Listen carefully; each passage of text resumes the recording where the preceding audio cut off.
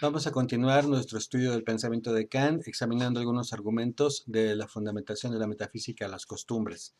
Kant publicó este libro en 1785 y el libro es comparable en calidad y en importancia y en influencia a otras obras clásicas del pensamiento moral, como La República de Platón, como La Ética Nicomaquea de Aristóteles o como el Tratado de la Naturaleza Humana de David Hume. Es un libro clásico que ha marcado una forma de hacer filosofía moral y vamos a examinar entonces algunos argumentos relativos al imperativo categórico.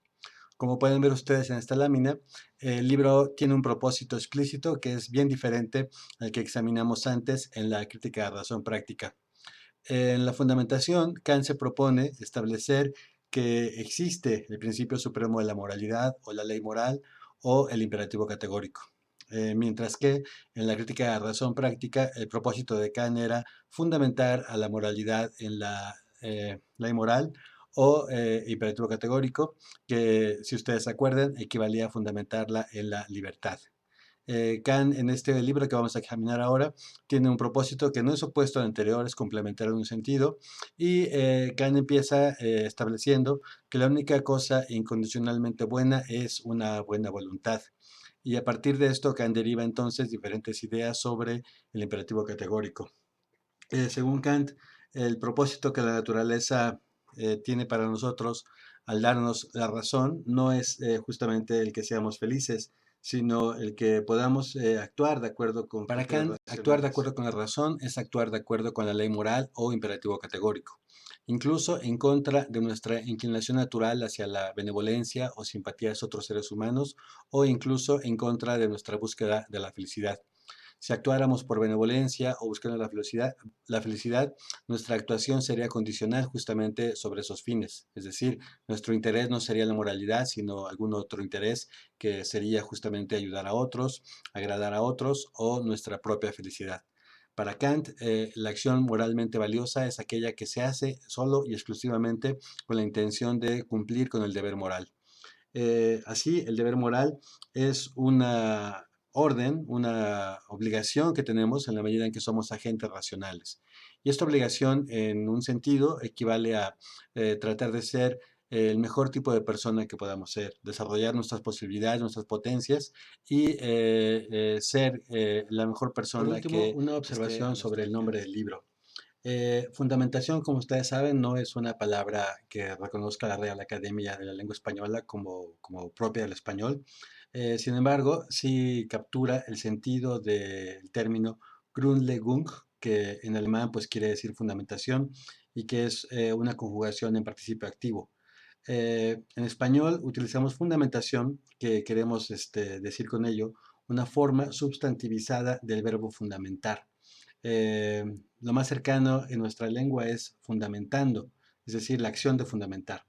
Bueno, vamos a ver que justamente lo que está haciendo Kant es darnos las razones por las cuales la moralidad se fundamenta, o podríamos decir cómo se fundamenta la moralidad en la razón y en la ley moral.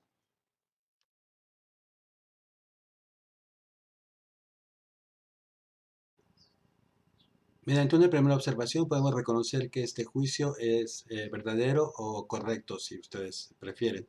En efecto, el juicio podría ser calificado como verdadero o como correcto porque justamente nos parece que es verdad o es correcto que los niños en la calle necesitan ayuda. Este es un elemento cognitivo que puede ser controversial porque estamos diciendo que un juicio moral es verdadero. Sin embargo, no vamos a entrar en esta controversia, vamos a aceptar por ahora que el juicio es verdadero o correcto, que tiene menos fuerza, y consideremos esto como un elemento cognitivo propio del juicio. Ahora bien, otro elemento que podemos identificar en el juicio es un motivo para actuar. Algunos agentes podrían suponer que este juicio nos da un motivo para actuar en concordancia con él.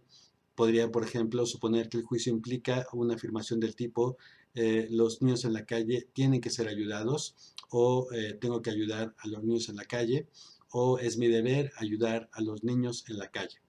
Este es un elemento psicológico que tiene que ver justamente con las razones o motivos para actuar de acuerdo con en este caso, un cierto juicio moral.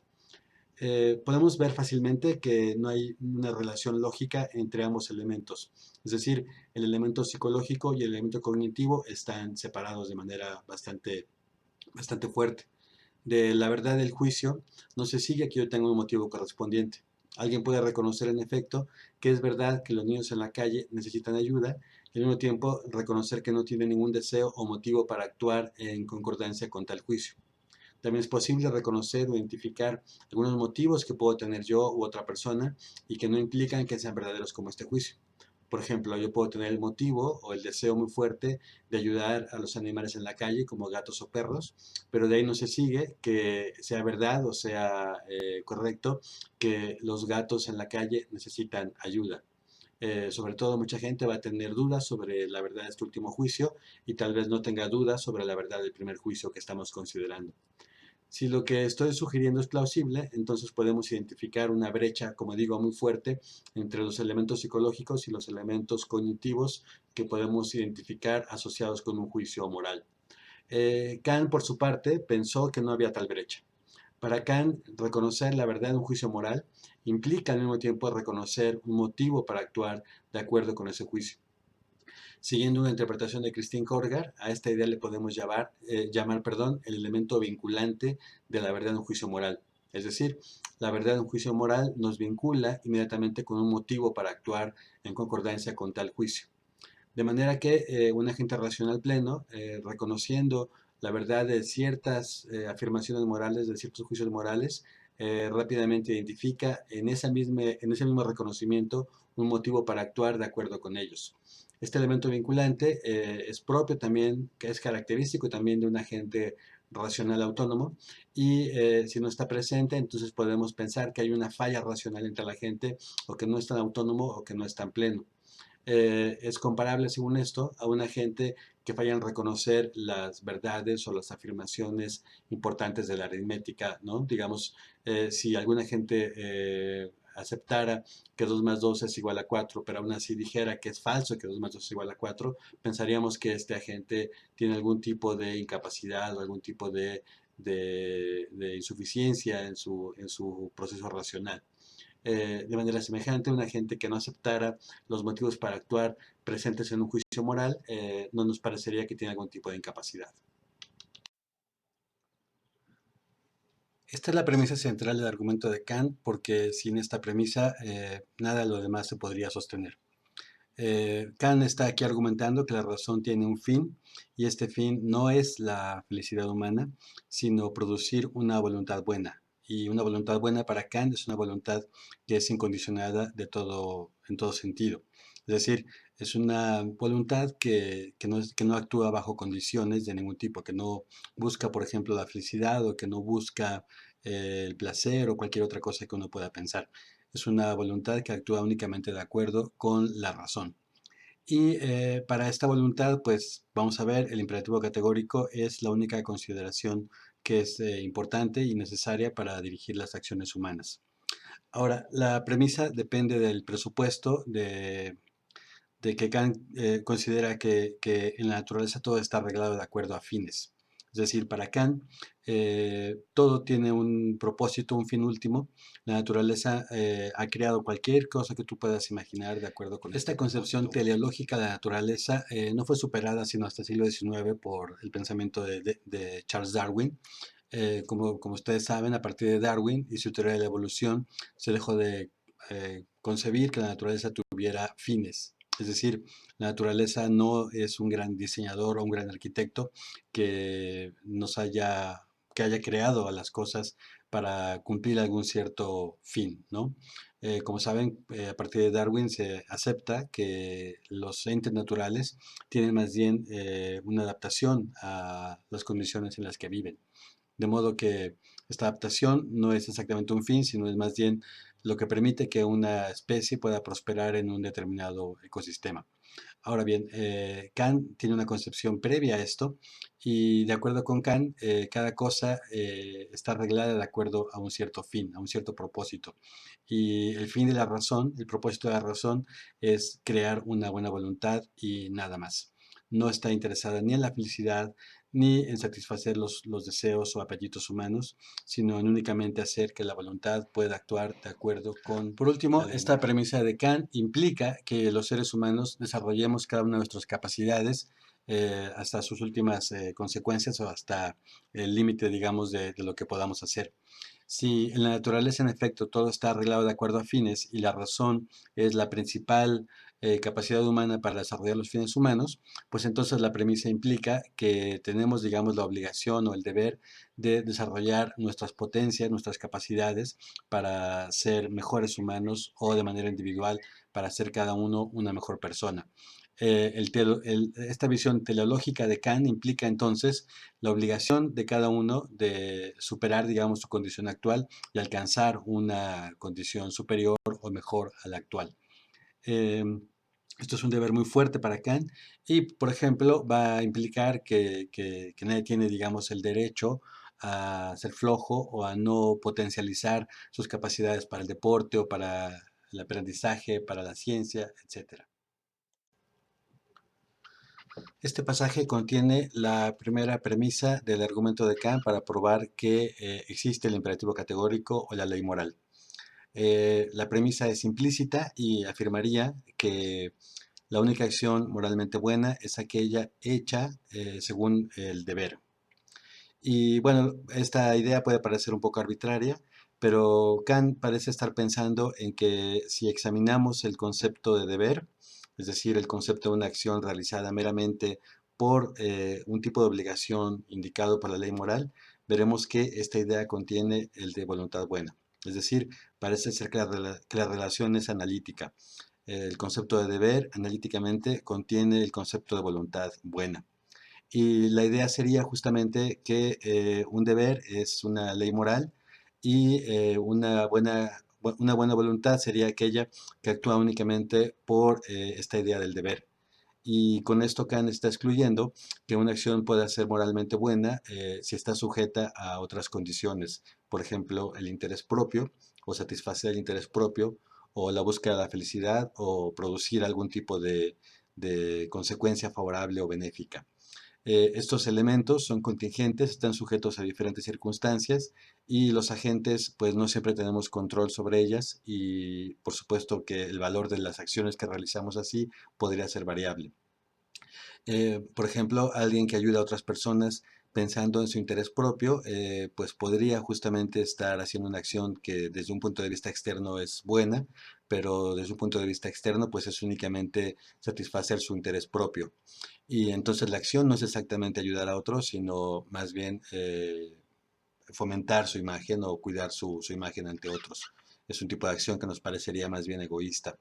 Si alguien busca hacer algún bien a otros, digamos, satisfacer alguna, mediante cierto tipo de ayuda, favorecer alguna consecuencia favorable, nos damos cuenta que esto no siempre trae las consecuencias favorables que deseamos. A veces, por ejemplo, dar dinero a gente en la calle tiene una consecuencia indeseable que podría ser favorecer la creación de ciertos grupos que explotan a personas en la calle. Digamos, este es un ejemplo quizá polémico, pero muestra que no tenemos un control completo sobre las consecuencias de lo que hacemos y por lo tanto no es claro que buscar acciones benéficas sea justamente hacer algo bueno o por lo menos moralmente bueno.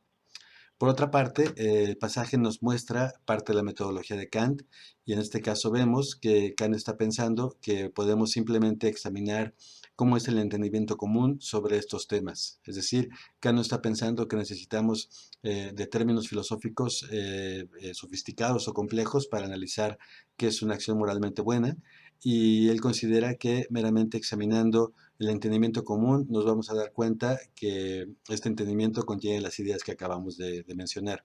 Por lo tanto, para Kant no se trata de argumentar ni descubrir, sino de aclarar lo que contiene el entendimiento común.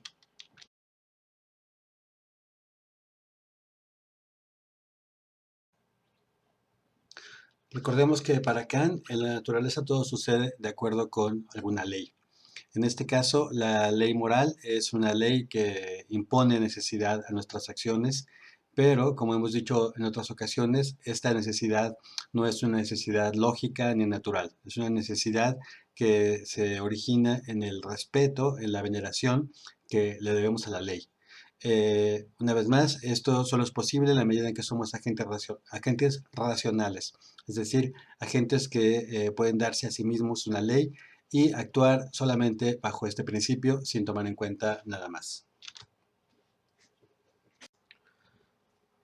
Hemos avanzado bastante en nuestra presentación para llegar hasta la cuarta premisa, en donde Kant expresa de manera muy clara el imperativo categórico. Estamos ya en la segunda sección de la fundamentación y Kant ha discutido que antes, en las secciones previas, ha discutido que para un agente racional la voluntad es razón práctica. Es decir, en tanto que somos agentes racionales, tenemos la capacidad de actuar de acuerdo con la representación de la ley. Y esta representación de la ley es un motivo, como hemos dicho antes, que nos permite actuar de cierta manera. Para Kant, entonces, se cierra de esta manera la brecha que hay entre elementos cognitivos y elementos vinculantes. Los elementos vinculantes surgen directamente de la representación que tenemos de la ley y, como vimos antes, del respeto que tenemos a esa ley, lo cual nos impone necesidad para actuar. Esta cuarta premisa distingue de manera muy clara entre imperativos hipotéticos e imperativos categóricos. Los imperativos hipotéticos suelen entenderse como enunciados de la forma si P, entonces Q. Es decir, si alguien quiere alcanzar P, entonces tiene que hacer Q. Digamos, si quiero tener una mejor salud, entonces debo cuidar mi alimentación. Si quiero tener una mejor salud, debo hacer ejercicio, etcétera. Si quiero obtener una tarde agradable, entonces tengo que ir al cine o cualquier otra cosa, ¿no? Es decir, como acá nos dice acá, no sé de antemano qué contendrá el imperativo hipotético, sino hasta que exista una cierta condición. En cada caso va a depender de aquello que me proponga obtener. El imperativo hipotético es entendido también como un ejemplo de razón o razonamiento instrumental. Es una razón instrumental. Para alcanzar un cierto fin se requiere de ciertos medios y esto lo establece el imperativo hipotético. Pero justamente como hemos visto antes, alcanzar cierto fin quiere decir que nuestra acción está determinada por ese fin y en consecuencia este no puede ser un imperativo moral. Por contraste, el imperativo categórico, tal como lo expresa Kant aquí, es meramente formal y dice, según esta primera formulación, obra según la máxima a través de la cual puedas querer al mismo tiempo que se convierta en una ley universal. Esta es la formulación de la ley universal y pues lo que dice Kant es que para que un imperativo sea categórico y moral debe consistir en una máxima, una determinación de la voluntad, una regla para nuestra voluntad que podamos querer que se universalice. Hablaremos enseguida de este aspecto del imperativo categórico y de por qué la universalización es lo que lo hace moral o categórico. Esta cuarta premisa contiene el imperativo categórico en su formulación de la ley universal. Justamente lo que buscamos con el argumento de Kant, probar o establecer que existe un imperativo categórico. Y esta premisa nos muestra en efecto que existe.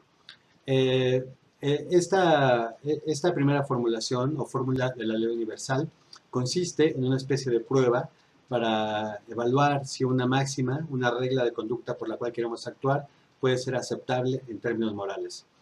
Según el imperativo categórico que estamos ahora considerando, una máxima es aceptable si podemos universalizar su aplicación. Es decir, si cualquier persona, en la circunstancia en que me encuentro yo, decidiera actuar como yo me encuentro.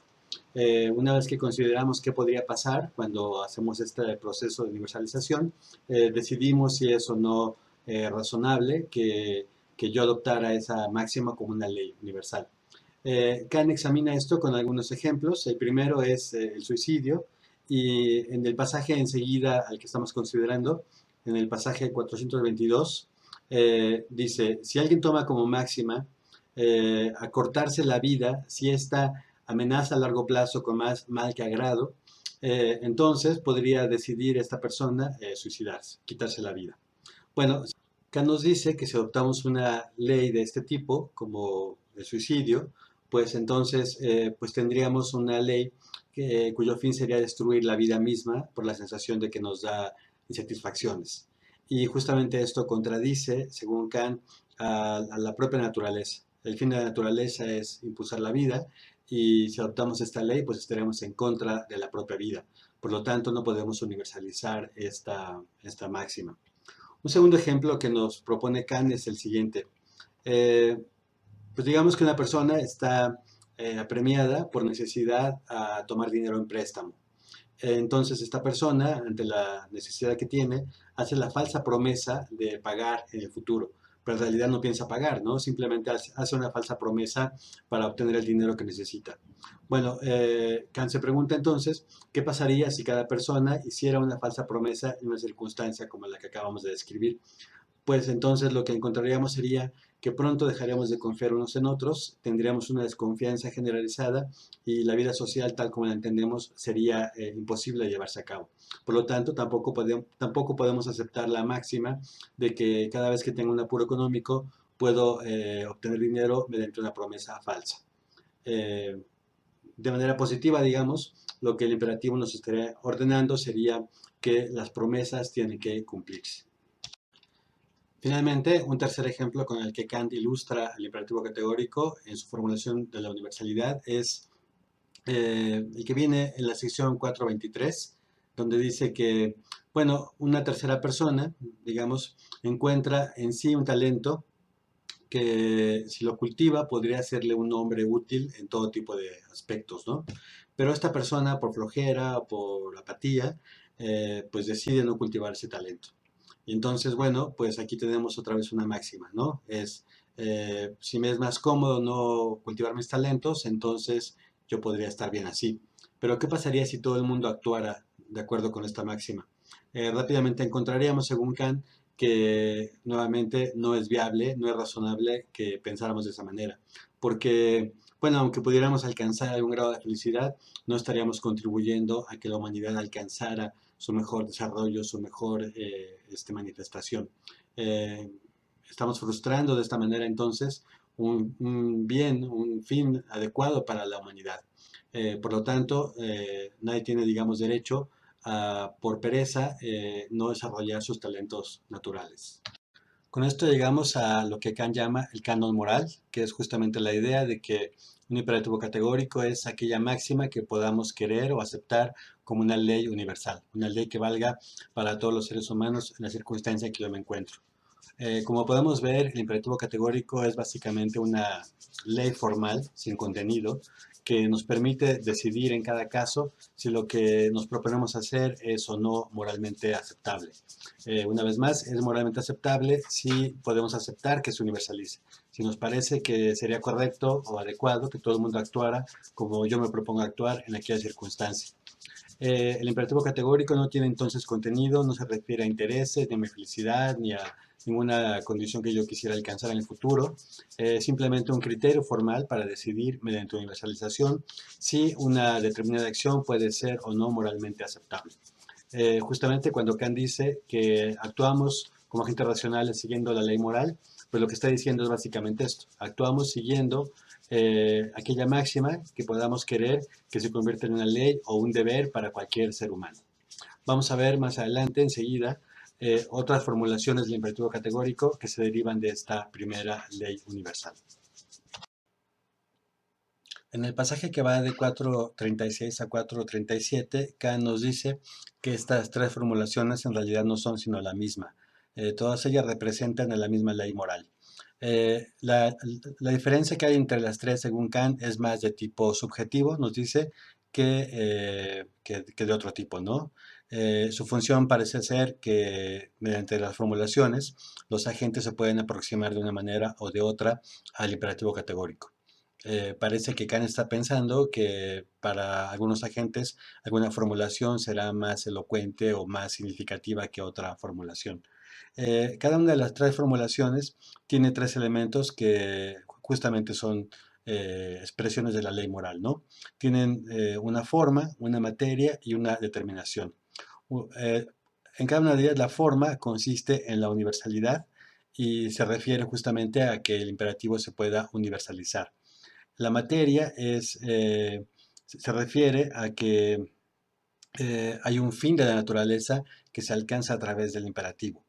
Y la determinación es que cada una de estas formulaciones determina a cualquier máxima que queramos someter a su prueba, a su raciocinio, a la prueba de la universalidad, y entonces queda determinada así como una acción moralmente correcta o no. Entonces las tres formulaciones pues son expresión de la ley moral. Quizá cabe destacar que la segunda formulación, la fórmula del fin en sí mismo, o también llamado principio de la humanidad, ha sido muy importante para inspirar a diversos autores la defensa de los derechos humanos con base en la obra de Kant. Lo que Kant está diciendo en esta formulación es que obra de tal modo que uses la humanidad tanto en tu persona como en la persona de cualquier otro, siempre la ves como un fin y nunca meramente como un medio. Esto quiere decir que debemos darle a cualquier persona un respeto último. Esto es claramente difícil, ¿no? Pero justamente lo que acá nos estaba diciendo es que tenemos que tener una actitud de respeto máximo hacia cualquier persona, sea quien sea. Justamente por esto es que ha servido como inspiración para los derechos humanos.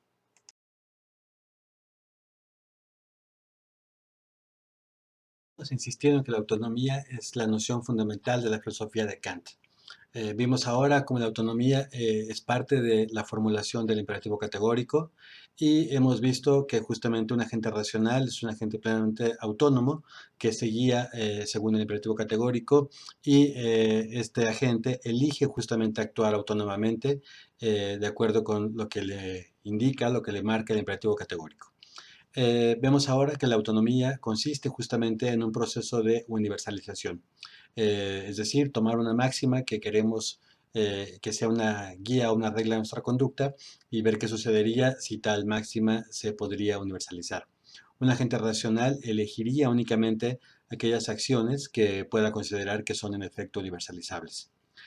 Por contraste, cualquier acción heterónoma sería una acción que no ha pasado esta prueba. Un agente racional que no somete al criterio o al canon de la moralidad sus máximas, actuaría de manera heterónoma, es decir, actuaría persiguiendo fines que no son morales. Por ejemplo, su felicidad, ayudar a otros, actuar por simpatía, producir algún bienestar, etcétera. Para Kant, todas estas serían acciones heterónomas y no tienen valor moral.